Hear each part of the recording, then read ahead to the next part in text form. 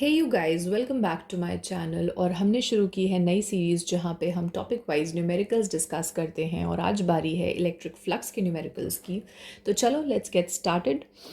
पहला question for today is S1 and S2 are two concentric spheres enclosing charges capital Q and 2Q respectively as shown in figure. If you see the figure तो you can see कि यहाँ पे हमारे पास एक sphere है जिसका radius is R1 और उसके अंदर जो चार्ज इनक्लोज्ड है ना दैट इज़ कैपिटल Q और उसी के सेंटर के साथ मतलब कॉन्सेंट्रिक स्फीयर है एक और जिसका रेडियस इज़ R2 और उसके अंदर जो चार्ज भरा हुआ है that is 2Q like this, है ना। तो हमसे जो पहले क्वेश्चन में पूछा है वो ये है कि what is the ratio of electric flux through the sphere S1 and S2। That means कि हम S1 के लिए इलेक्ट्रिक फ्लक्स देख लें क्या होता है और S2 के लिए देख लें टोटल क्या है इलेक्ट्रिक फ्लक्स, एंड देन उसका हम डिवाइड लगा दें, रेशियो निकाल लें, ठीक है। तो दैट दे आर एक्सपेक्टिंग कि हम ये आंसर करें। तो सबसे पहले हमने करना क्या है, सबसे पहली चीज़ जो हमें ध्यान रखनी है वो ये है कि मैंने आपको ये पढ़ाया था गॉस थ्योरम में कि जो टोटल इलेक्ट्रिक फ्लक्स होता है through a surface that is 1/ε0 times the net charge enclosed by the surface. Okay, तो ये थियरम जो है वो जहन में रखनी है आपको जब हम ये क्वेश्चन करेंगे। तो it is 1/ε0 times net charge enclosed by the surface. चलिए, तो सबसे पहली चीज़ जो हम करने वाले हैं, हम स्फीयर S1 के लिए देख लेते हैं। स्फीयर S1 के लिए देख लेते हैं। तो अगर मैं यहाँ पे फ्लक्स φ1 निकालती हूँ तो इट विल बी सिंपली, अगर आप देखो स्फीयर S1 के अंदर जो चार्ज है वो तो सिर्फ कैपिटल Q है ना। तो आपने क्या करना है, आपने वो चार्ज लिखना है कैपिटल Q डिवाइडेड बाय आपने क्या कर देना है, ε0 कर देना है, बस। उसके बाद अगर हम स्फीयर S2 की बात करें, S2 वाले स्फीयर की बात करें, तो यहाँ पे जब हम फ्लक्स निकालेंगे φ2, तो इफ़ यू सी तो S2 के अंदर 2Q चार्ज है, जाहिर सी बात है दिख रहा है। बट इफ़ यू सी कि S2 के अंदर तो S1 भी है ना, तो S1 वाला चार्ज भी यहाँ पे हमें ऐड करना होगा। तो 2Q plus Q divided by ε0 and φ2 will become how much, 3Q upon ε0, like that. Okay, so if you have to find the ratio, just simply divide it φ1 by φ2, that is equation 1 को equation 2 से divide करना है आपने, तो Q upon ε0 and this is 3Q upon ε0. Everything will get cancelled but 1/3 रह जाएगा and we can simply say कि जो φ1 है और उसका रेशियो φ2 के साथ that is 1:3 and that is our answer. Simple, ठीक है। तो ये हमने जो है वो आंसर निकाल दिया है। Now let's look at the second part. क्या बोला इन्होंने, how will the electric flux through the sphere S1 change. S1 से एसोसिएटेड जो फ्लक्स है वो किस तरह से बदलेगा if a medium of dielectric constant K is introduced in the space inside S1 in place of air. What they're saying is कि जो S1 के अंदर जो एयर डाली हुई थी ना, उस एयर की जगह हम एक दूसरा मीडियम डाल दें जिसका डाई इलेक्ट्रिक कांस्टेंट जो है ना वो K है, जिसका डाई इलेक्ट्रिक कांस्टेंट जो है ना वो K है। और तो इसके साथ एसोसिएटेड जो फ्लक्स है वो कैसे बदलेगा। तो देखिए, जब एयर की बात चल रही थी तो हमने देखा था कि हमारा जो फ्लक्स था that was simply Q upon ε0। लेकिन अब यहाँ पे एयर ना रह के कोई मीडियम है जिसका डाइलेक्ट्रिक कांस्टेंट K है, तो स्फीयर 1 के साथ एसोसिएटेड फ्लक्स जो है वो चेंज हो जाएगा and that will be Q upon epsilon, but they have given us the dielectric constant, तो it will be Q upon ε0 into K and that will be the answer. Okay, उसके बाद देख लीजिए third part and that is how will the electric flux through spheres S1 change. Again S1 के साथ associated flux कैसे change होगा if a medium of dielectric constant K is introduced in the space inside S2 in place of air. Now what they're saying is कि S2 वाला जो पूरा का पूरा स्पेस है, इफ़ यू सी हियर, वो ये कह रहे हैं कि अगर हम इस स्पेस में, अगर हम इस स्पेस में यहाँ पे अगर हम कोई मीडियम डाल दें जिसका डाइलेक्ट्रिक कांस्टेंट के है, तो ये बता दो ज़रा कि इसके साथ एसोसिएटेड, मतलब स्फीयर S1 के साथ एसोसिएटेड जो फ्लक्स बनेगा, क्या वो चेंज होगा और वो कितना चेंज होगा। तो एक बात जो जहन में रखने वाली है वो ये है कि आपने S2 में, इस स्पेस में डाला है ना, इस स्पेस में डाला है ना, तो S1 के साथ एसोसिएटेड फ्लक्स पे तो कोई फ़र्क नहीं पड़ने वाला है। S1 में तो एयर ही है इस केस में, तो हम क्या लिख देंगे, हम सीधा सीधा ये लिख देंगे कि there will be no change in the flux of S1, no change in flux of S1, right? So that is how we will answer. Now, let's move on to the next question, which is consider a uniform electric field vector E is equal to 10 to the power 3 into 10 to the power 3 I cap Newton per coulomb.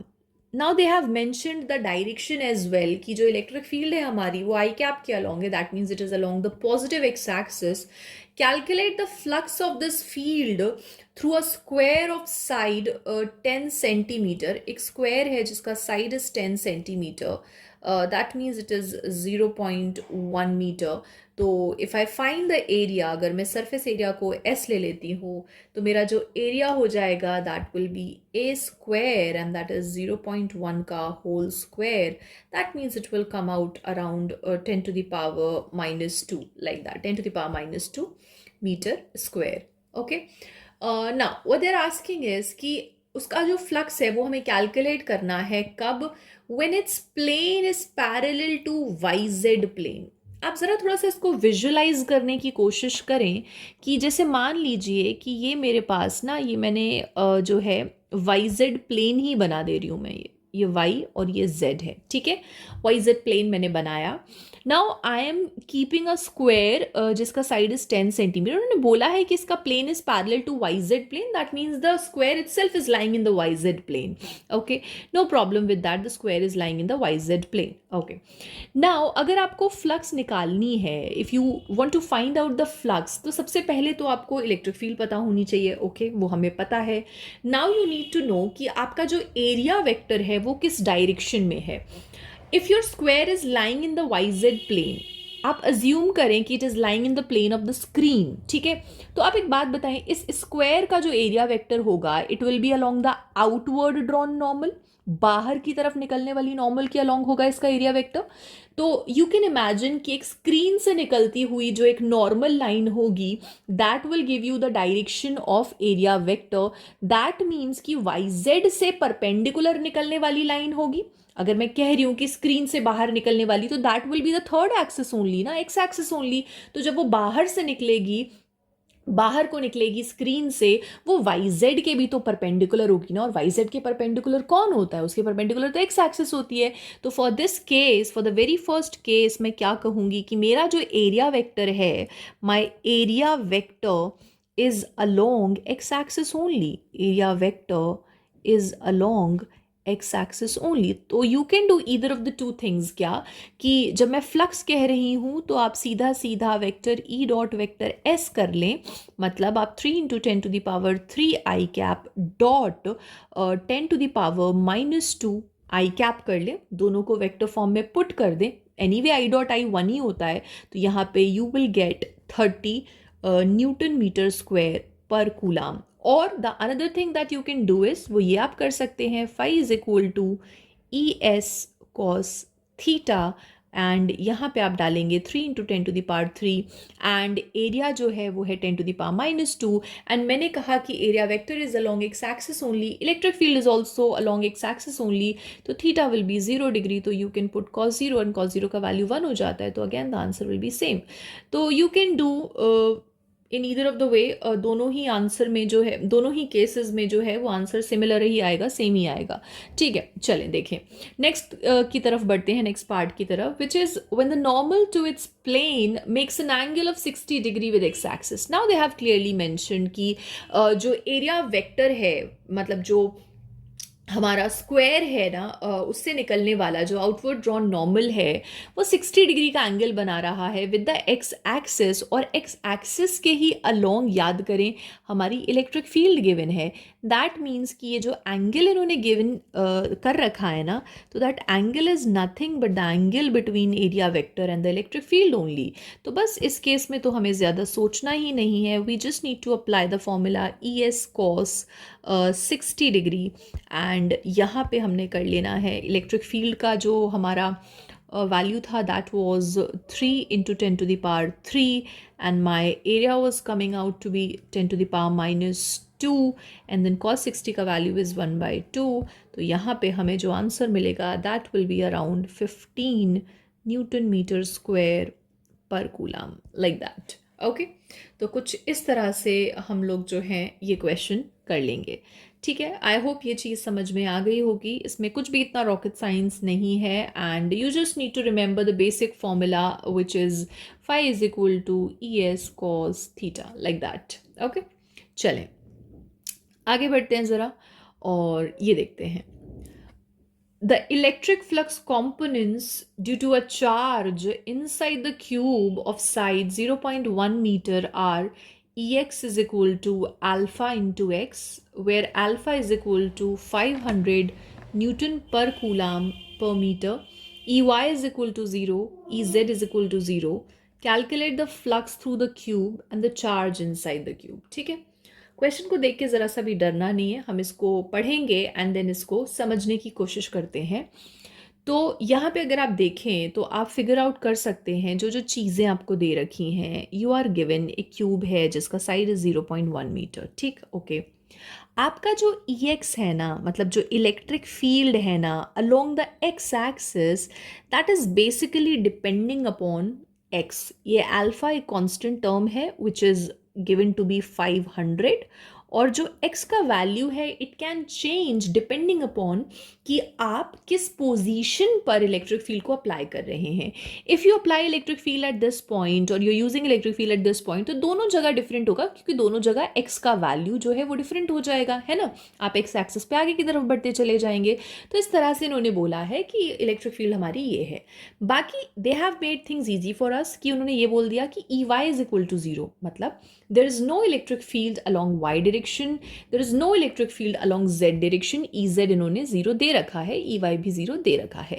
Now they have asked कि ये जो cube है ना, आप इसके through हमें flux निकाल के बता दें और ये भी बता दें कि उस क्यूब के अंदर टोटल चार्ज कितना होगा। ठीक है, कर देंगे, हम ये सारा काम कर देंगे। तो सबसे पहली चीज़ जो फॉर्मूला हमें यहाँ यूज़ करना है that is simply phi is equal to E into S cos theta, या मैं कहूँ E डॉट एस, जहाँ पे E इज इलेक्ट्रिक फील्ड और मेरा S इज सरफेस एरिया। ठीक है, ओके, चलिए करना शुरू करेंगे। और सबसे पहली चीज़ जो मैं आपको बताना चाहती हूँ, अगर मैं क्यूब की बात करूँ तो क्यूब में 6 फेसेस होते हैं और उन हर फेस का अपना अपना एक एरिया होगा, एरिया वेक्टर होगा, और उन सब का एरिया वेक्टर जो होगा ना अपने डिफरेंट डायरेक्शंस में होगा, because area vector is along the outward drawn normal.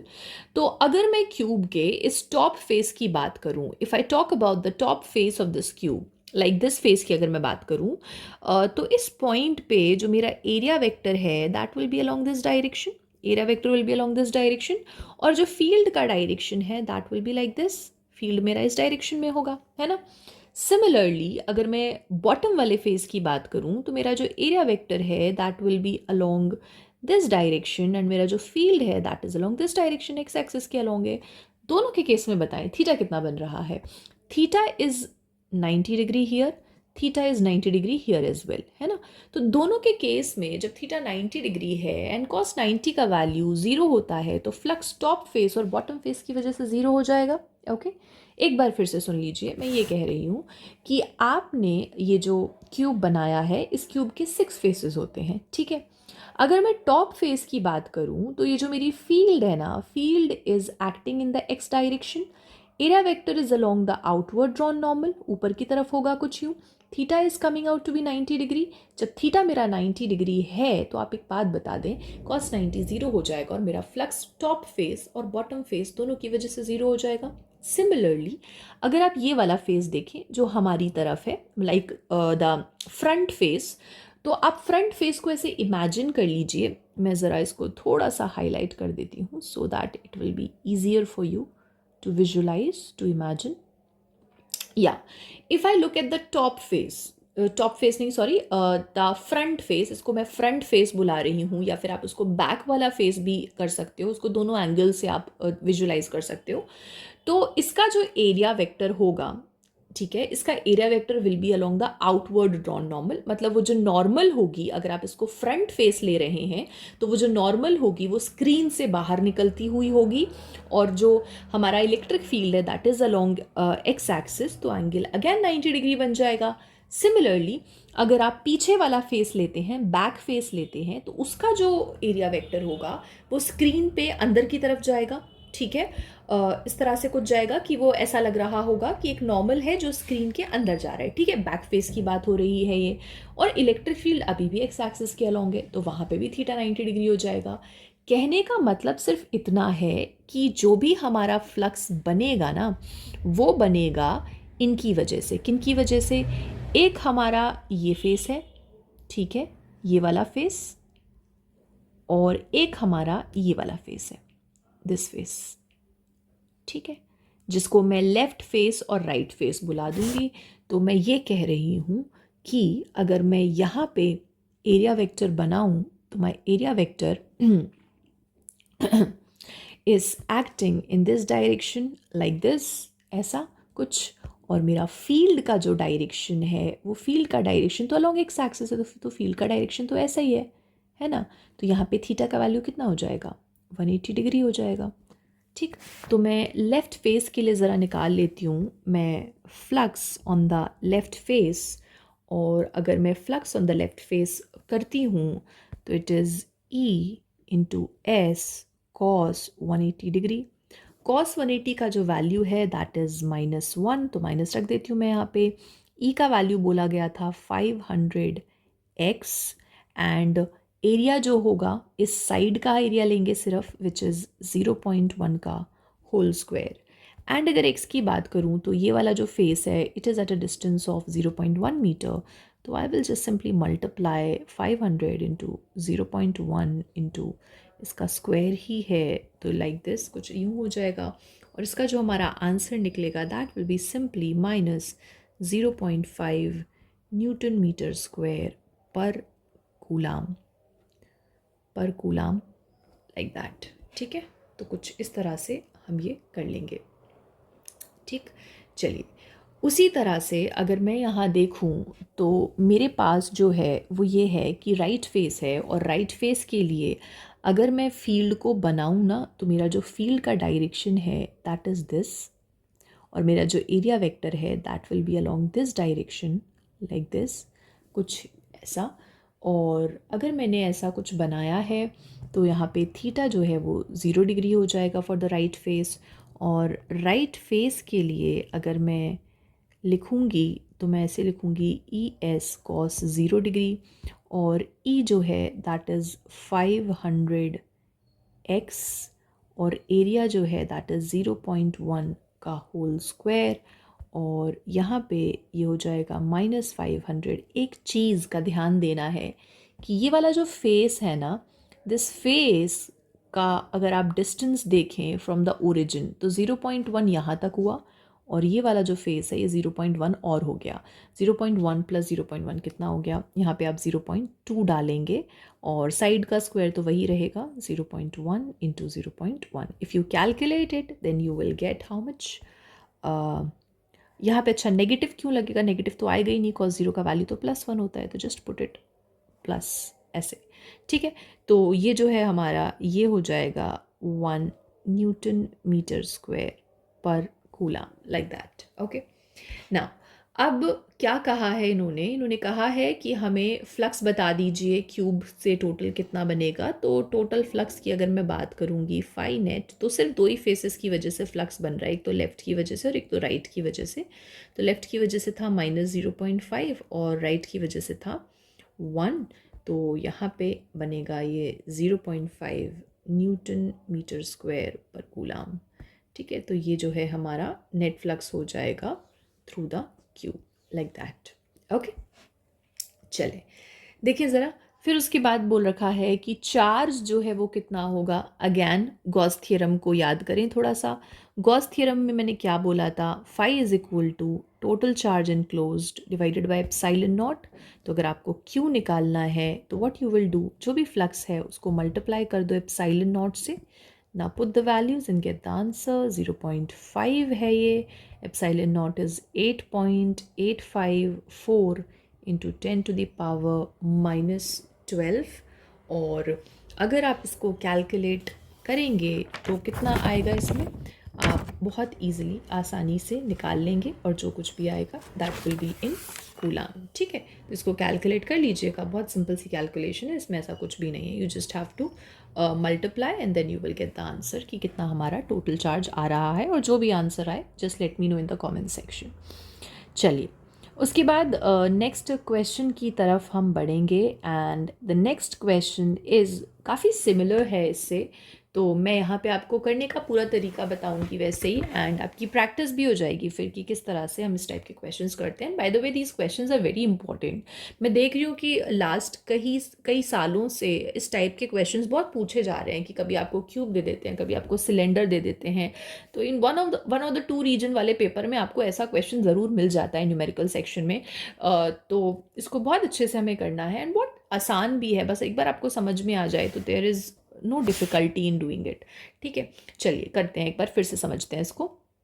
तो हमें कुछ यूँ बोला है कि electric field components are E x is equal to alpha x की power half, E Y is equal to E z is equal to 0, in which alpha is equal to 800 newton per coulomb metre की power half, like that वो दे रखा है इन्होंने। और ई x का जो वैल्यू है दैट इज़ अल्फ़ा एक्स की पावर हाफ। अब यहाँ पे मेरा जो फील्ड है वो अल्फ़ा इंटू एक्स की पावर हाफ है। Again x is a changeable value. अगर आप इस पॉइंट पे निकालेंगे, इस पॉइंट पे निकालेंगे फील्ड, तो field will change according to x. Okay, also यहाँ पे हमें ये बताया है कि जो हमारा क्यूब का साइड है that is a, that is already shown in the figure. और हमें वही चीज़ निकालनी है कि फ्लक्स कितना होगा क्यूब के थ्रू, हमें एक तो वो बताना है और दूसरा हमें ये बताना है कि इस क्यूब के अंदर चार्ज कितना होगा। और ए का value is given to us which is 0.1 metre. ये ए का वैल्यू हमें दे रखा है। ठीक है, चलिए अगैन अगर मैं आपको याद दिलाना चाहूँ तो मैं आपको ये बताना चाहूँगी कि हमारा जो ये वाला फेस था, दिस फेस, टॉप फेस, अगर आप टॉप फेस को थोड़ा सा ध्यान से देखें तो टॉप फेस के लिए सिचुएशन कुछ यूँ थी कि अगर आप यहाँ पर इलेक्ट्रिक फील्ड का डायरेक्शन देखते हैं तो that is along x axis, और हमारा जो एरिया वेक्टर है that is along the outward drawn normal ऊपर की तरफ। तो थीटा यहाँ 90 डिग्री बन रहा है, तो there will be no flux attached with the top face. Similar situation हमारी बॉटम फेस के लिए भी हो जाएगी। अगर मैं बॉटम फेस की बात करूं तो बॉटम फेस के लिए भी सिमिलर सिचुएशन है, एकदम सिमिलर सिचुएशन है यहाँ पर भी। और यहाँ पे भी अगर आप देखेंगे तो field is in the x direction and जो हमारा एरिया वेक्टर का डायरेक्शन है वो कुछ यूँ हो जाएगा, फील्ड ऐसी हो जाएगी। तो again theta 90 degree and cos 90 तो 0 होता है।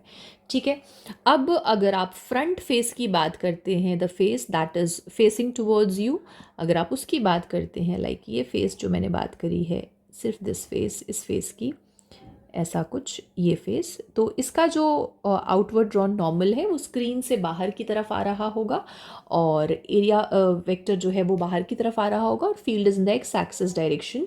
तो हमारा यहाँ पे जो फ्लक्स बनेगा वो 0 हो जाएगा क्योंकि theta will be again 90 degree. Then जो पीछे वाला फेस बचा हुआ है, पीछे वाला फेस, पीछे वाला फेस, पीछे वाला फेस, दिस दिस दिस, ठीक है। ओके, तो पीछे वाला जो फेस है उसके लिए भी हमारा जो है थीटा जो है वो 90 डिग्री हो जाएगा एंड थीटा 90 डिग्री हो जाएगा तो मेरी जो फ्लक्स है वो 0 हो जाएगी। ठीक है, तो दिस इज़ माय पीछे वाला फेस। नाउ तो फ्लक्स बनेगा किसकी वजह से? फ्लक्स बनेगा एक तो हमारे लेफ़्ट फेस की वजह से, दिस फेस, और एक बनेगा हमारे राइट फेस की वजह से, ये वाला फेस। ठीक है, ओके। तो अगर मैं यहाँ पे दिखाना चाहूँ आपको डायरेक्शंस तो बहुत आसानी से हम लोग डायरेक्शंस को समझ सकते हैं। कैसे?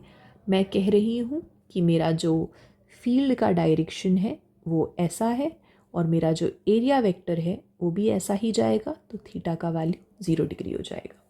राइट फेस की बात करूं तो मेरा जो एरिया वेक्टर है वो कुछ यूं जा रहा है, मेरा जो फील्ड है वो कुछ यूं जा रहा है, तो थीटा का वैल्यू हमारा 180 डिग्री हो जाएगा फॉर द लेफ्ट फेस। फटाफट निकालेंगे हम दोनों फेसेस के लिए। तो मैं लिखूंगी phi L is equal to, जाहिर सी बात है आप पहले इसका जो जनरल फॉर्मूला है वो लिख दीजिएगा, phi is equal to E S cos theta. This formula will be used. तो फाई एल के लिए E S and cos 180 degree, और कॉस 180 डिग्री की अगर बात की जाए तो इट इज़ -1 माइनस ई का value is alpha into x की power half, and then we have S surface area. Surface area अगर मैं साइड की बात करूं तो इसका ए स्क्वायर हो जाएगा। ऑल्सो अगर मैं यहाँ देखूं तो मेरा जो x है for this face, for the left face, मेरा जो x है वो a के बराबर है, तो मैं यहाँ लिखूंगी माइनस अल्फ़ा a की power half and then a square, and I will get something like this alpha a की पावर 5/2। मैं अभी वैल्यूज़ पुट नहीं कर रही हूँ, मैं वैल्यूज़ एकदम एंड में पुट करूँगी, ठीक है। तो ये मेरा कुछ लेफ्ट फेस के साथ एसोसिएटेड फ्लक्स आ गया है। नाउ अगर मैं राइट फेस के साथ एसोसिएटेड फ्लक्स निकालूंगी लाइक दैट, तो ये मेरा हो जाएगा E into S cos 0 degree. Look at the right face, this is the right face, और यहाँ पे हमने बात कर ली थी ऑलरेडी कि थीटा 0 डिग्री है। तो हमारा जो फील्ड है दैट वाज अल्फ़ा एक्स की पावर हाफ, मैं लिखूंगी अल्फ़ा एक्स की पावर हाफ। सरफेस एरिया में डालूंगी ए स्क्वायर ऑब्वियसली। अच्छा, अल्फ़ा का वैल्यू इज़ गिवन, अच्छा अभी मैं वैल्यूज़ नहीं पुट कर रही हूँ तो अभी मैं नहीं डाल रही हूँ, मैं सीधा अल्फ़ा ही लिखूंगी। एक्स का वैल्यू थोड़ा सा देखना बनता है। If you see at the right face, if you look at the right face, तो you will be able to identify कि यहाँ तक तो ए था और यहाँ से यहाँ तक जाओगे तो एक और ए बढ़ जाएगा। दैट मीन्स हमारा ये वाला जो फेस है वो किसी डिस्टेंस 2a पर है, तो 2a की पावर 1/2 बनेगा, and this is a square. तो if you solve it it will be alpha 2 की पावर 1/2 and a की power 1/2 and then a square, which can be easily written as alpha 2 की power half को मैं √2 लिख दूँ और ये हो जाएगा a की power 5/2। If you look at this, तो अल्फ़ा a की power 5/2 is common in both, और जब मैं नेट फ्लक्स निकालूंगी ना तो मैं इनको कॉमन ही ले लूँगी। तो phi net is equal to phi L plus phi R, and phi L is minus alpha a की power 5/2 plus phi r is alpha √2 a की power 5/2, and यहाँ से alpha a की power 5/2 will be common, and this is -1 and this is plus √2। ठीक है जी, तो बस value put कर दीजिए। अल्फ़ा का वैल्यू इज़ 800, ए का वैल्यू इज़ 0.1 की power 5/2 and √2 -1। Just put the values. 800 तो डाल दिया है, 0.1 की पावर 5/2 को आप और कैसे लिख सकते हो? You can write it like this, 0.1 का स्क्वायर एंड देन 0.1 का root, and √2 -1 is how, √2 is how much, 1.414 -1। ठीक है, तो इस तरह से जस्ट कैलकुलेट इट। आप जब इसको कैलकुलेट करोगे तो the answer will be around 1.05। ठीक है, आप इसको कैलकुलेट करके देखिएगा, नहीं आएगा तो आप क्लास में मुझसे पूछ सकते हैं कैसे कैलकुलेट करना है। बाकी अदरवाइज तो फिर किसी और को पूछना है तो they can ask in the comment section. ठीक है, चलिए उसके बाद नेक्स्ट जो है हमारा क्विकली करते हैं, जहाँ पे हमें चार्ज निकालना था। तो मैंने आपको गॉस थियरम में बताया था phi is equal to q upon epsilon naught. तो क्यू जो है हमारा that will be phi into epsilon naught, और फाई जो है हमारा वो 1.05 आ गया है, और epsilon naught is 8.854 into 10⁻⁻12, and that will come around 9.29 into 10⁻⁻12 coulomb, like that. This will be the answer। एक बार मैच कर लेना, कुछ गड़बड़ लगे या फिर अगर आपका आंसर ना आए तो प्लीज़ लेट मी नो। ठीक है, तो that's all for today. Thank you so much for watching. मिलते हैं नेक्स्ट वीडियो में।